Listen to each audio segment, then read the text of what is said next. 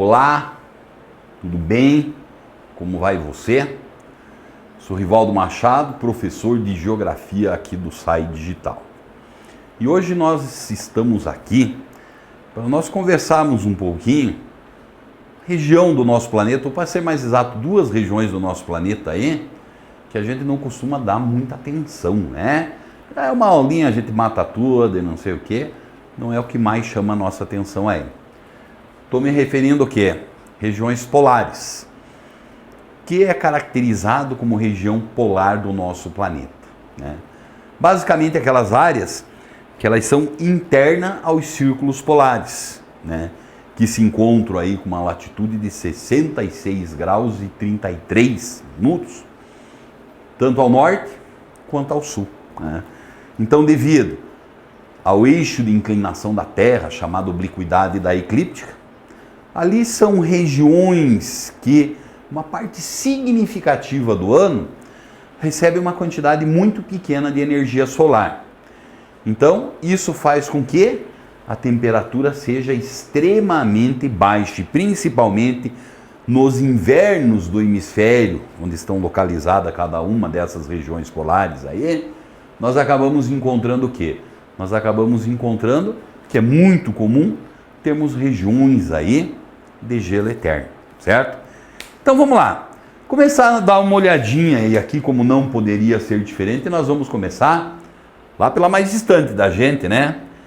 Que é conhecido como Ártico. Então aqui você consegue perceber no nosso mapinha que é considerada essa região do Ártico, né? Estamos dando uma olhada de cima lá no nosso planeta, toda essa parte interna ao Círculo Polar Ártico aí, né? Então tudo isso aqui é considerado Ártico e nós devemos perceber antes de tudo o quê? Nós devemos perceber que diversos países têm parte dos seus territórios justamente lá no Ártico, né? Onde nós acabamos sendo o quê? É o caso, por exemplo, dos Estados Unidos, uma parte significativa do seu estado do Alasca está lá.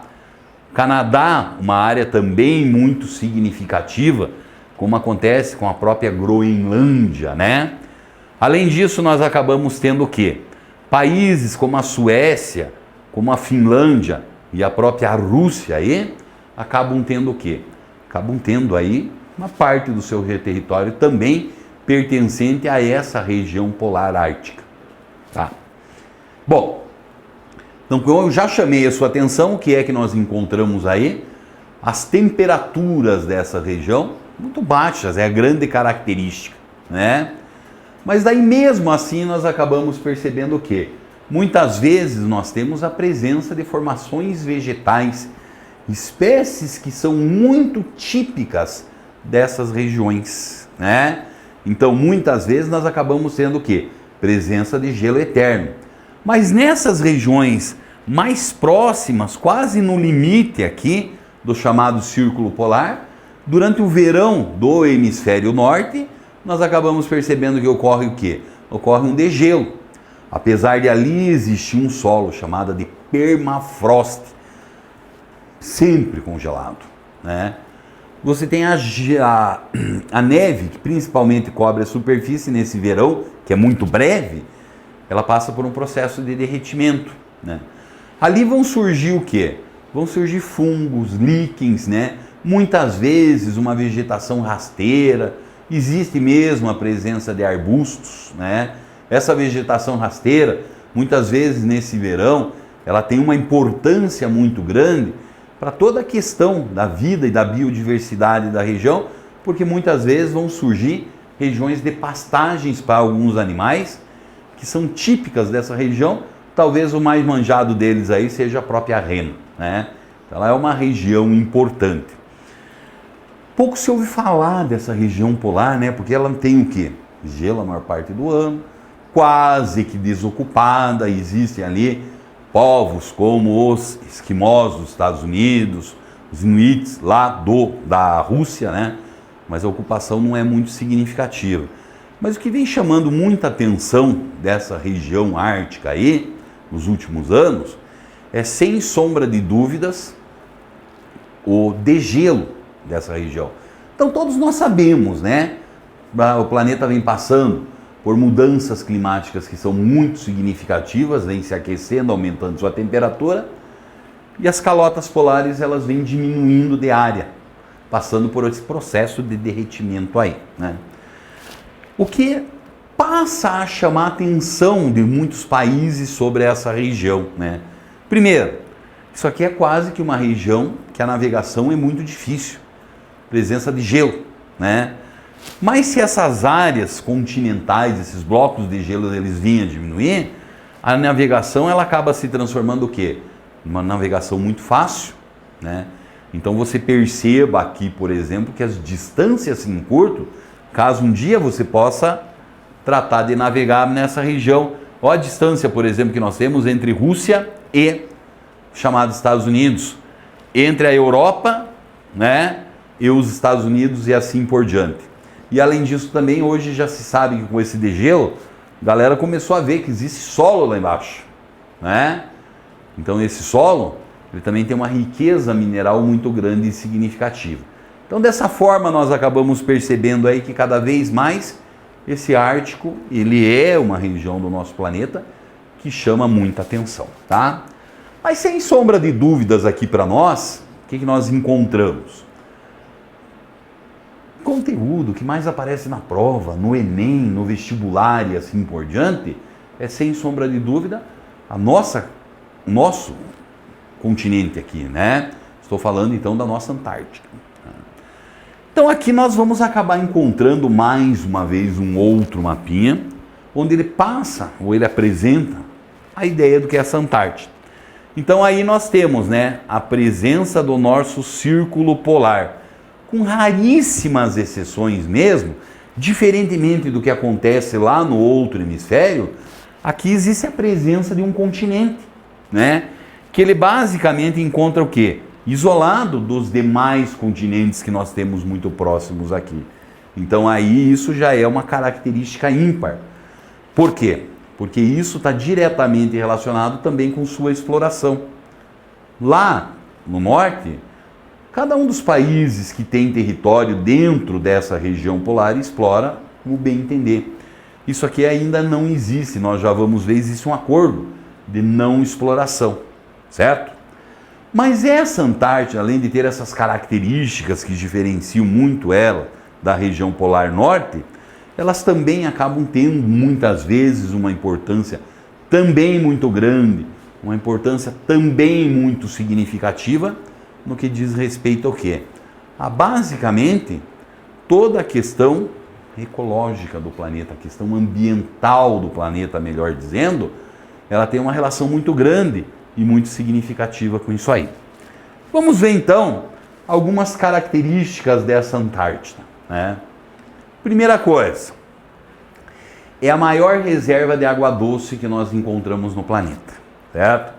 Sabemos muito bem que nós vivemos um determinado momento da nossa história que, por mais que a água seja um recurso natural renovável, a chamada água doce do nosso planeta, ela vem, diminuindo. Principalmente porque o bicho homem vem poluindo cada vez mais, não que ela evapore e vá embora do nosso planeta, né? Então muito se pensa, né? Talvez você já ouviu aquela velho clichê, as guerras no futuro serão pelas disputas de água. Pode ser, né? Lembrando sempre que aqui existe uma reserva muito grande nessa Antártida. O grande problema ainda hoje é o quê? É a distância, o custo. Se um dia nós viermos a usar essa água, ou alguém vier a usar essa água, tranquilamente o transporte disso até os diferentes continentes encarece muito o custo dessa água. Mas também pensando assim, né? Chegar ao ponto de nós necessitarmos daquela água, não existe custo que não cubra isso, tá? Então isso é uma característica muito importante que nós temos da Antártida aí, né? Por outro lado, muitas vezes, e é o correto, a classificação dessa região como um gigantesco deserto gelado, né?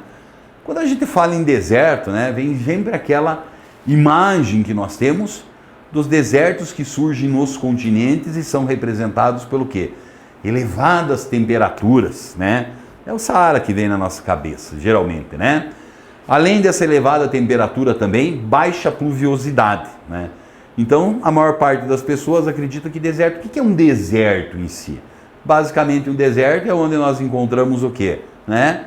Essa coisa da elevada temperatura. Não. Mas principalmente o que marca a questão dos desertos são seus índices de pluviosidade. Classificação que nós temos internacional não deixa isso ultrapassar de 250 milímetros por ano, né? Você pode ter deserto quente, mas você pode ter o famoso deserto gelado também, que é o caso da Antártida, né? Pluviosidade não tem? Não tem. Porque geralmente nós acabamos tendo o quê? Essa pluviosidade ela é caracterizada pelo quê? Evaporação da água e o seu retorno na forma de chuva muitas vezes. Evaporar como? Numa temperatura tão baixa assim. Além disso que nós temos aqui, a flora ela existe, né? Basicamente formada por musgos, líquens e as famosas briófitas, né? São aquelas plantas que perdem aí suas folhas em uma estação que seria a estação de mais baixas temperaturas ainda que nós encontramos aí na Antártida. Somado a isso, por outro lado, nós temos que a região ela é formada por uma biodiversidade gigantesca. E essa biodiversidade gigantesca que nós temos, ela é representada principalmente por uma fauna marinha. É o pinguim, é a foca, o leão marinho, uma quantidade muito grande de peixes que habita toda essa região, crustáceos que têm as suas origens ali, que é também uma coisa grande e significativa, né? Falei há pouco para vocês, né? Como é que se dá a exploração da Antártida, né? Então existe, por assim dizer, um acordo internacional, que ele é chamado de Tratado da Antártida. Ele foi assinado em 1959 e ele entrou em vigor apenas em 1971, né? O que nós encontramos? Esse momento aí é um momento muito interessante da história do nosso planeta, né? Então, entre 59 e 71, nós vamos encontrar que o planeta está passando por um quadro geopolítico conhecido como Guerra Fria, onde nós sabemos que os interesses das potências e seus aliados era sair dominando a maior quantidade possível de diferentes territórios, certo? Então, houve uma preocupação, por assim dizer, por parte da comunidade científica internacional e também alguns governos. Não, a Antártica a gente tem que botar um freio. Apesar devido a esse ambiente de baixas temperaturas, nunca despertou interesse de ninguém em colonizar aquilo, né? Mas ali nós sabemos que existe uma importância ambiental, principalmente, que ela é uma importância ambiental gigantesca. Então foi nesse sentido que foi criado o chamado Tratado da Antártida aí, né? Então esse Tratado da Antártida, ele propôs algumas coisas, né?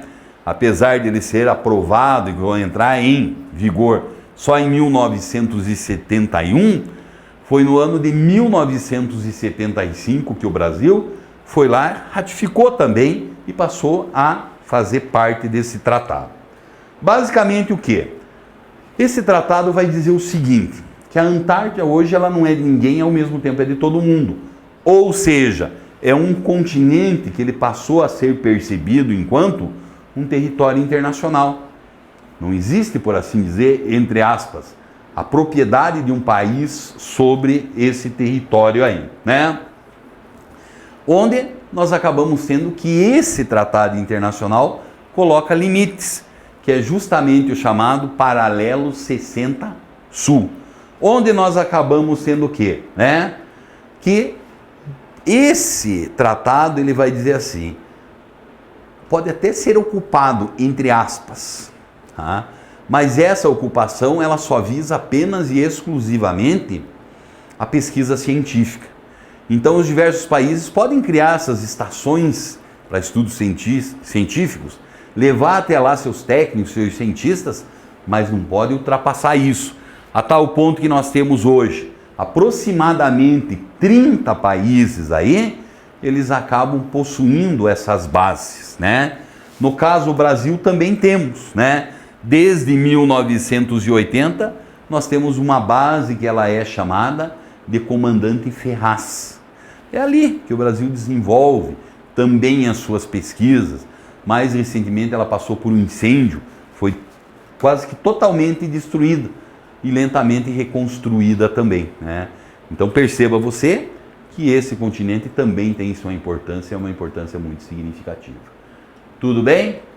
Tudo legal? Então tá bom. Um grande abraço para você.